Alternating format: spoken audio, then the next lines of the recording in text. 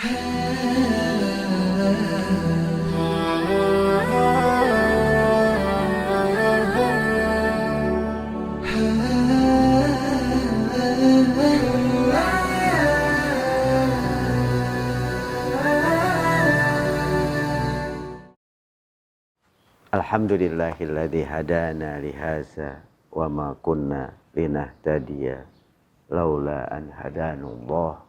Allahumma salli ala sayyidina Muhammad wa ala ali sayyidina Muhammad wa ba'du. Saudara-saudaraku yang dirahmati Allah, kita lanjutkan kajian terhadap surat Al-Fatihah. Kita masuk ke ayat berikutnya, yaitu ayat yang kelima. Ayat yang pertama, Bismillahirrahmanirrahim. Ayat yang kedua, Alhamdulillahirrabbilalamin. Ayat yang ketiga, Ar-Rahmanirrahim. Ayat yang keempat, Maliki Yaumiddin. Dan ayat yang kelima, Iyyaka na'budu wa iyyaka nasta'in. Iyyaka na'budu. Hanya kepada Engkau kami beribadah. Wa iyyaka nasta'in. Dan hanya kepada Engkau kami meminta, memohon pertolongan.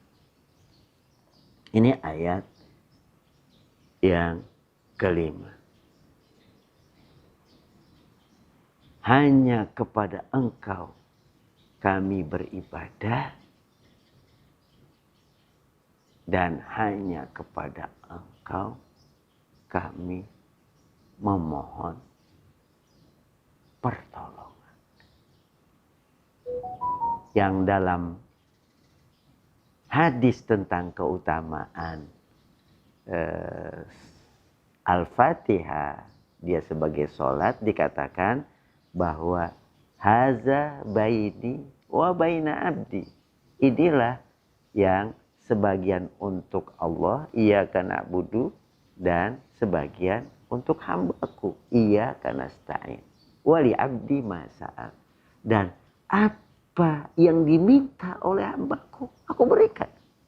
Aku mohon pertolongan, segala pertolongan yang kita minta itu diberikan oleh Allah Subhanahu wa taala. Sadari itu.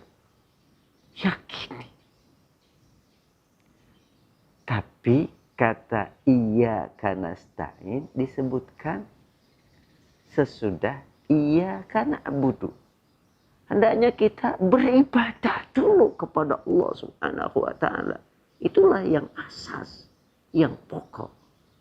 Ketika kita melakukan ibadah, ketundukan kepada Allah, dan kita merasakan beratnya, kita merasakan letihnya, kita merasakan susahnya, lalu kita minta kepada Allah Subhanahu wa taala. Wa iyyaka nasta'in. Hanya kepada Engkau kami mohon pertolongan. Ibadah itu adalah segala perbuatan yang lahir, yang nampak, ataupun yang batin, yang tersembunyi, ya, yang dicintai dan diridhoi oleh Allah Subhanahu wa taala.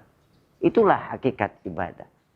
Segala perbuatan lahir ataupun batin, yang nampak ataupun yang tersembunyi, yang dicintai dan diridhoi oleh Allah, itu adalah ibadah. Termasuk ibadah itu seperti sholat yang diridhoi dan dicintai oleh Allah, itu ibadah. Zikir yang dicintai dan diridhoi oleh Allah, itu juga ibadah. Mencari nafkah untuk diri dan keluarga kita yang dicintai dan diredoi Allah, itu juga ibadah. Kita bekerja yang dicintai dan diredoi Allah, itu juga ibadah. Segala perbuatan, baik perbuatan lahiriah ya, yang terlihat ataupun batiniah yang di dalam hati, niat, rencana, itu semuanya ibadah. Yang penting bahwa itu adalah dicintai dan diredoi oleh Allah Subhanahu wa Ta'ala. Bahkan sampai kata Rasulullah Sallallahu Alaihi Wasallam, wa fi but'i ahadikum sadaqah. Ya. Kamu melampiaskan syahwatmu, itu nilainya sedekah.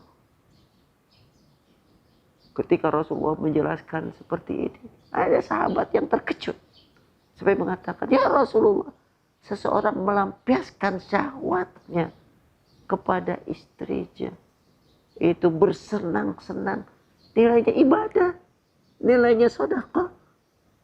Rasulullah balik bertanya, bagaimana seandainya nafsu syahwatnya itu dilampiaskan kepada wanita yang haram? Kata Rasulullah balik bertanya begitu. Lalu sahabat mengatakan, tentu berdosa. Ya juga sebaliknya, ketika dia lampiaskan kepada istrinya yang sah, itu berpahala, itu ibadah. Ya. Tapi jangan ibadahnya cuma itu saja. Ibadah itu segala perbuatan yang baik, yang dicintai dan diredoi oleh Allah Subhanahu wa Ta'ala. Itu nilainya ibadah. Dan ibadah itu hendaknya kita lakukan hanya untuk Allah Subhanahu wa Ta'ala. Iyyaka na'budu. Hanya kepada Engkau kami beribadah. Ya. Wa iyyaka nasta'in. Hanya kepada Engkau kami mohon pertolongan. Nah, redaksinya itu ya, kata ka-nya itu ditarik ke depan. Iyyaka, hanya kepada Engkau kami beribadah. Ada makna pengkhususan. Ya, pengkhususan bahwa ibadah itu hanya kita khususkan kepada Allah Subhanahu wa Ta'ala. Jangan beribadah untuk yang lain. Ya. Itu syirik namanya. Mempersekutukan Tuhan. Ya. Menduakan atau meninggalkan. Ya. Nggak boleh itu. Ibadah kita, segala ketaatan kita, segala ketundukan kita, kecintaan kita, hanyalah kita persembahkan untuk Allah Subhanahu wa Ta'ala. Kemudian belahan kedua dari ayat itu, wa iyyaka nasta'in. Hanya kepada Engkau kami mohon pertolongan. Pengkhususan. Tapi dalam kenyataan, kadang-kadang kita terlalu sering minta pertolongan sama orang lain. Ya. Kalau sahabat-sahabat dahulu, itu mereka nggak mau minta tolong. Tapi kalau ditolong, mau ditolong. Ya. Satu kali pernah terjadi. Ada seorang sahabat yang naik onta. Di atas ontanya dia bertemu dengan sahabat yang lain yang berjalan kaki. Tiba-tiba kemudian anak panahnya jatuh. Maka turunlah dia mengambil anak panah itu. Kata sahabat yang melihatnya, yang dekat darinya. Kenapa kamu nggak minta tolong saja? Ambilkan anak panahmu itu, minta kepada saya. Lalu dia bilang, begitulah Rasulullah dulu mengajarkan. Ya, agar meminta hanya kepada Allah. Begitu sahabat-sahabat utama dahulu, mereka mempraktekkan tidak meminta kecuali hanya kepada Allah. Ya. Kalau kita banyak meminta, orang yang dimintain itu kecenderungannya ya, tidak suka kepada yang banyak meminta-minta. Karenanya adabnya janganlah kita sering meminta kepada orang lain. Mintalah hanya kepada Allah Subhanahu wa ta'ala. Tapi kalau orang lain menolongmu, memberikan pertolongan kepada Anda, silakan Anda ya merespon pertolongannya itu. Tapi jangan biasakan untuk meminta pertolongan kepada siapapun kecuali kepada Allah Subhanahu wa ta'ala. Seperti ikrar kita dalam surat Al-Fatihah ayat yang kelima ini.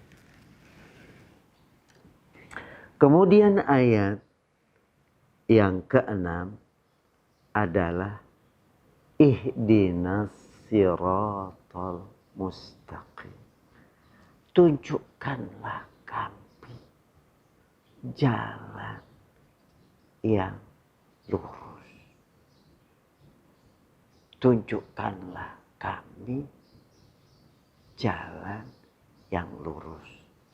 As-sirat al-mustaqim. Kenapa redaksinya kami? Kalau kita membacanya sendiri misalnya, bolehkah kita membacanya dengan ihdini siratal mustaqim? Tentu nggak boleh.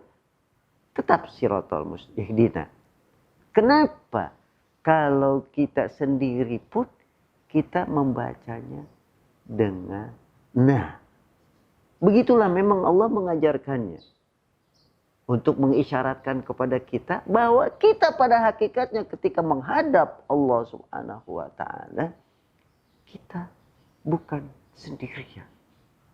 Kita mengatasnamakan ya, saudara-saudara kita. Karenanya kita ucapkan ihdina siratal mustaqim. Tunjukkanlah kami jalan yang lurus. Jalan yang lurus itu adalah jalan yang benar. Islam. Jalan yang sesuai dengan tuntunan Quran dan Sunnah. Jalan yang diridhoi oleh Allah Subhanahu wa ta'ala. Ya. Itulah siratal mustaqim. Ya. Satu kali Rasulullah Shallallahu Alaihi Wasallam membuat sebuah perumpamaan. Garis yang lurus, kemudian ada garis-garis di sampingnya yang dicoret-coret ke arah kiri dan kanan. Lalu beliau katakan inilah siratal mustaqim. Ya. Dan ini adalah jalan-jalan yang menyimpang yang di sisi-sisinya. Gitu. Jalan yang lurus pada hakikatnya kalau kita menarik ya, satu garis di antara dua titik, maka siratal mustaqim adalah jalan yang paling dekat mencampaikan kita kepada cita-cita kita. Itulah siratal mustaqim. Itulah Islam. Itulah jalan yang diridhoi oleh Allah Subhanahu wa ta'ala. Itulah jalan yang ya, sesuai dengan tuntunan Quran dan Sunnah. Dan kembali kita mengingat keutamaan surat Al-Fatihah ketika kita membaca ihdinas siratal mustaqim, kata Allah Subhanahu wa taala, haza li abdi wa li abdi ma sa'al. Ini semuanya untuk hambaku. Apa yang diminta oleh hambaku akan kuberikan. Ketika kita mengucapkan ihdinas siratal mustaqim, tunjukkan kami jalan yang lurus, maka Allah akan berikan jalan yang lurus yang kita minta. Ya. Subhanallah, luar biasa. Ayat yang terakhir adalah ayat yang ketujuh yang bunyinya siratal ladzina an'amta 'alaihim ghairil maghdubi 'alaihim waladdallin, yaitu jalan orang-orang yang engkau berikan nikmat, bukan orang-orang yang engkau murkai, dan bukan pula orang-orang yang sesat. Begitu Allah Subhanahu wa taala tunjukkan kepada kita bahwa siratal mustaqim itu adalah jalan orang-orang yang engkau berikan nikmat. Bukan jalan orang-orang yang dimurkai dan bukan pula jalan orang-orang yang sesat. Bahwa jalan yang lurus itu adalah jalan orang-orang yang diberikan nikmat oleh Allah Subhanahu wa taala. Orang-orang yang taat, seperti disebutkan di surat An-Nisa di antaranya, wa man yuti'illaha war rasula faulaika ma'al ladzina an'ama Allahu 'alaihim minan nabiyyin was-siddiqin wasyuhada was-shalihin wa hasuna ulaika rafiqa. Barang siapa yang taat kepada Allah dan Rasulnya, maka mereka akan ditempatkan bersama dengan orang-orang yang telah diberikan nikmat oleh Allah Subhanahu wa taala, yaitu para nabi, syuhada, sholihin, ya, nabiyin, wasyuhada, wasyolihin, wa hasuna ulaika rafiqa. Mereka itulah sebaik-baik teman nantinya. Jadi orang-orang yang telah diberikan nikmat adalah orang-orang yang mengikuti jalan yang benar. Seperti nabi, syuhada, sholihin, dan seterusnya. Itu jalan orang-orang yang telah diberikan nikmat, diberikan wahyu oleh Allah Subhanahu wa taala, diberikan hidayah oleh Allah Subhanahu wa taala. Bukan jalan orang-orang yang dimurkai karena mengetahui kebenaran lalu dia menyalahi kebenaran, tahu tapi nggak mau ikut, seperti orang-orang Yahudi, ya. Tidak pula orang-orang yang sesat, yang memang tidak tahu kebenaran, seperti orang-orang Nasrani. Itulah yang perlu kita minta. Ya. Jalan yang benar adalah jalan orang-orang yang telah diberikan nikmat oleh Allah Subhanahu wa taala, bukan jalan orang-orang yang dimurkai dan bukan pula jalan orang-orang yang sesat. Setelah kita membaca surat Al-Fatihah selesai, disunahkan kepada kita untuk mengucapkan Abi. Terimalah ya Allah. Dan ucapan ini bukan bagian dari ayat dalam surat Al-Fatihah. Tapi begitulah memang sunnahnya. Saudara-saudaraku yang dirahmati Allah Subhanahu wa ta'ala. Surat Al-Fatihah yang terdiri dari 7 ayat. Bahkan dia juga disebut dengan As-Sab'ul Masani. 7 ayat yang diulang-ulang. Diulang-ulang bacanya dari Bismillahirrahmanirrahim sampai ke waladhdallin. 7 ayat yang diulang-ulang. Diulang-ulang dalam sholat kita. Setiap rakaat kita baca surat Al-Fatihah. Pada hakikatnya 7 ayat ini, saudara-saudaraku, mengandung 7 pesan utama yang harus selalu kita ingat. Pesan yang pertama adalah agar kita selalu memulai segala yang baik itu dengan basmalah. Mulailah selalu perbuatan yang baik itu dengan membaca Bismillahirrahmanirrahim. Itu yang pertama. Pelajaran yang bisa kita petik dari surat Al-Fatihah ini. Yang kedua, alhamdulillahirabbil alamin. Syukurilah segala nikmat karunia yang Allah berikan. Ya. Berikan kepada kita, besar ataupun kecil. Alhamdulillah. Syukurilah segala karunia Allah Subhanahu wa ta'ala. Yang ketiga, Ar-Rahmanir Rahim. Dialah Allah yang mempunyai sifat Maha Rahman, Maha Rahim, pengasih dan penyayang.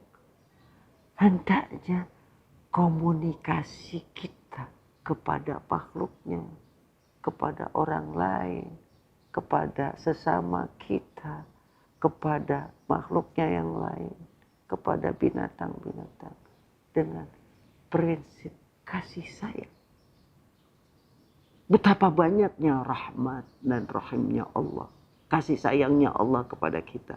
Nah, hendaknya kita bisa mengambil ibrah. Kalau Allah kasih sayangnya begitu besar, maka jadikanlah prinsip hidup kita, prinsip berkomunikasi kita dengan landasan kasih sayang. Tentunya akan kita rasakan beda responnya ketika kita melandasi komunikasi kita dengan makhluk Allah dengan kasih sayang. Satu kali Aisyah itu akan naik onta. Ontanya bergerak-gerak, gak bisa diam. Lalu ditariklah ikatnya dengan keras. Maksudnya supaya didiamkan. Ternyata onta itu terus bergerak-gerak. Rasulullah melihatnya. Lalu beliau katakan, ya Aisyah, bukan seperti itu. Maka Rasulullah kemudian mengelus-elus pundak onta itu dengan lembut, dengan kasih sayang. Maka tenanglah onta itu. Begitu Rasulullah mencontohkan. Dengan perlakuan belajar dari kasih sayang yang Allah berikan kepada kita. Lalu kita komunikasi dengan orang lain. Dengan anak kita. Dengan pembantu kita. Dengan pasangan kita, suami istri. Dengan tetangga kita. Dengan makhluk-makhluk yang lain yang ada di sekitar kita. Komunikasi dengan kasih sayang, maka akan jauh beda respon yang kita dapatkan dari pihak lain yang mendapatkan kasih sayang kita seperti yang Allah ajarkan kepada kita. Berkomunikasilah dengan makhluk Allah, dengan manusia, dengan binatang, dengan landasan kasih sayang. Kata Allah Subhanahu wa ta'ala, irhamu man fil ardi yarhamkum man fis sama. Berikanlah kasih sayang kepada siapa saja yang ada di bumi ini, niscaya yang di langit sana Allah Subhanahu wa Ta'ala akan memberikan kasih sayangnya kepadamu. Ayat yang ke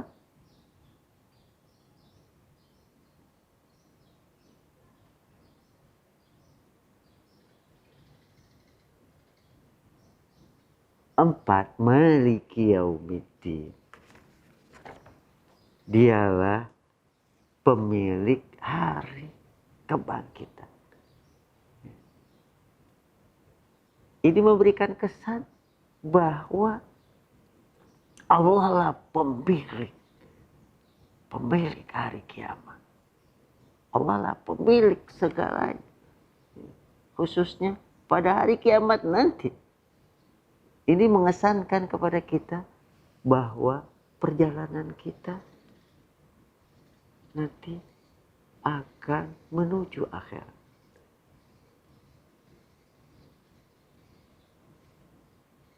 Akan menuju Allah Subhanahu wa Ta'ala, pemilik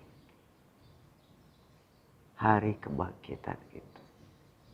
Sadari bahwa perjalanan kita sedang menuju kepada Allah. Fafirru ilallah. Segeralah kamu menuju Allah Subhanahu wa Ta'ala. Ini mengingatkan kepada kita bahwa kita akan kembali kepada Allah Subhanahu wa Ta'ala. Tentunya kita perlu mempersiapkan diri dengan bekalan-bekalan yang maksimal dalam menghadap Allah Subhanahu wa Ta'ala, dengan banyak beristighfar, memohon ampunan atas dosa-dosa dan kesalahan kita, dengan banyak ibadah, dengan banyak amal-amal soleh, di mana ketika pada hari pembalasan nanti, di mana setiap orang akan dibalas, nah, dengan beristighfar dan bertaubat, dengan membekali diri dengan amalan-amalan yang soleh, tentunya kita akan optimis yang menghadapi hari pembalasan itu. Yakini bahwa setiap pergeseran waktu, makin bertambah hari, pekan dan bulan, serta tahun, bertambah usia kita, pada hakikatnya bertambah dekat saat perjumpaan kita kepada Allah. Bertambah dekat hari hisab kita. Hari diperhitungkannya seluruh amalan kita. Yakini itu. Maliki Yaumiddin. Dialah pemilik hari pembalasan. Kemudian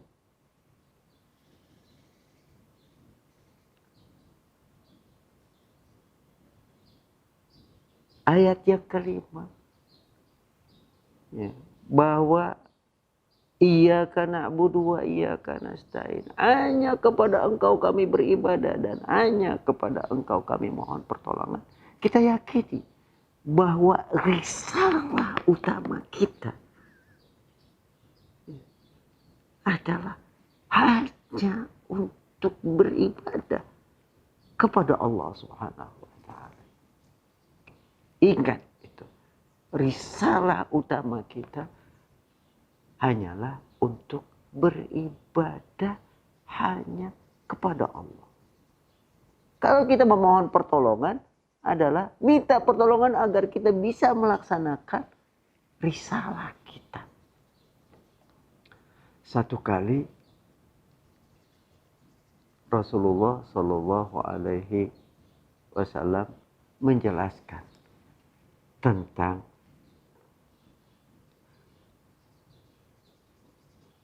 kewajiban kita. Atadruna ma haqqullahi 'alal ibad wa ma haqqul ibadi 'ala Allah. Tahukah kamu apa hak Allah yang menjadi kewajiban hambanya?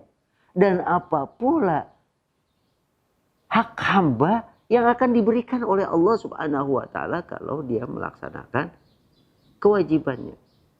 Mas sahabat-sahabat menjawab katanya, Allah wa rasuluhu a'lam. Allah dan Rasulnya yang lebih tahu. Lalu Rasulullah menjelaskan sendiri bahwa haqqullahi alal ibad, hak Allah yang menjadi kewajiban hamba-hambanya, an ya'buduhu wa yusyriku bihi syai'an.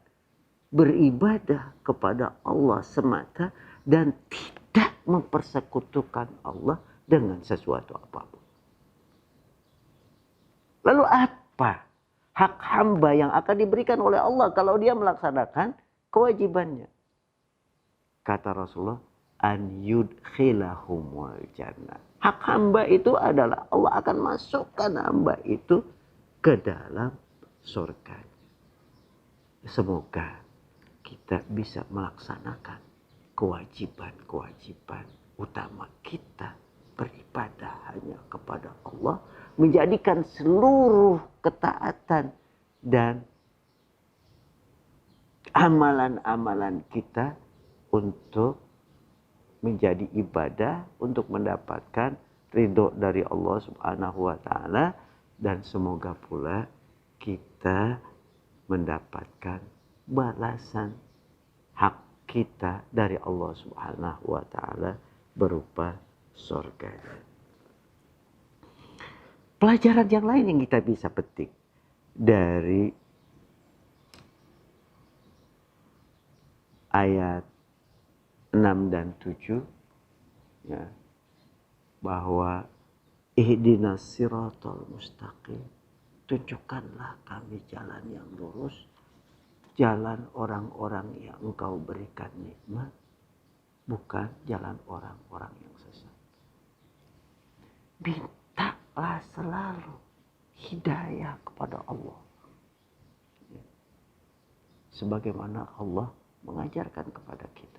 Mintalah hidayah kepada Allah Subhanahu wa taala, petunjuk kepada Allah Subhanahu wa taala. Itu pelajaran yang ketujuh dari surat Al-Fatihah. Agar kita selalu meminta hidayah, meminta petunjuk kepada Allah Subhanahu wa taala. Petunjuk itu ada dua. Ada hidayatul irsyad, ada hidayah taufik. Petunjuk itu bisa penjelasan tentang jalan yang benar, itu bisa dilakukan oleh siapa saja. Menjelaskan jalan yang benar. Ya. Tapi ada hidayah restu, taufik. Itu hanyalah milik Allah Subhanahu wa taala. Minta kepada Allah, pemilik hidayah itu.